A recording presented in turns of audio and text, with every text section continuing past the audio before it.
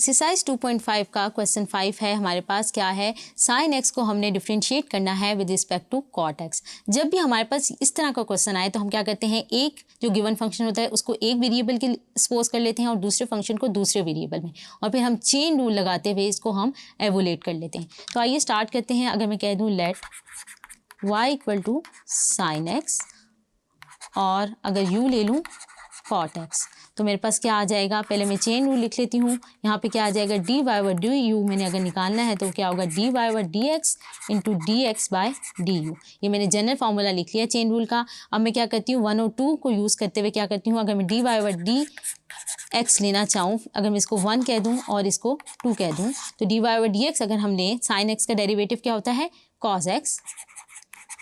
इसी तरह मैंने लेना है, क्या करना है, d u by d x निकालना है। कॉट एक्स का डेरिवेटिव क्या होता है, माइनस कॉसिकेंट स्क्वायर एक्स, तो वो हम लिख लेते हैं।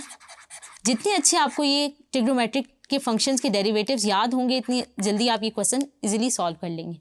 अब हमारे पास क्या है, अब हम अपनी वैल्यूज़ को जो है वो चेन रूल में प्लग कर देते हैं। ये मेरे पास क्या आ जाएगा, क्योंकि मुझे D x by d you चाहिए तो मैं क्या करती हूँ, इन्वर्स ले लेती हूँ। वो मेरे पास क्या आ जाएगा, माइनस साइन स्क्वायर एक्स, और ये मेरे पास क्या आ जाएगा, तो अब मैं चेन रूल में वैल्यूज़ पुट कर देती हूँ।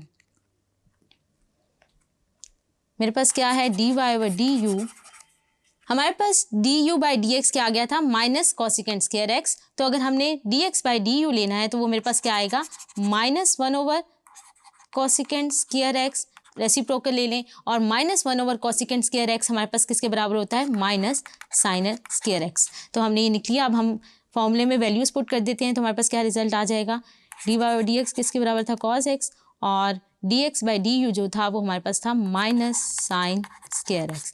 तो हमने क्या किया, चेन रूल का इस्तेमाल करते हुए अपने फंक्शंस के डेरिवेटिव को फाइंड किया। होप सो आपको समझ आया होगा। Thank you.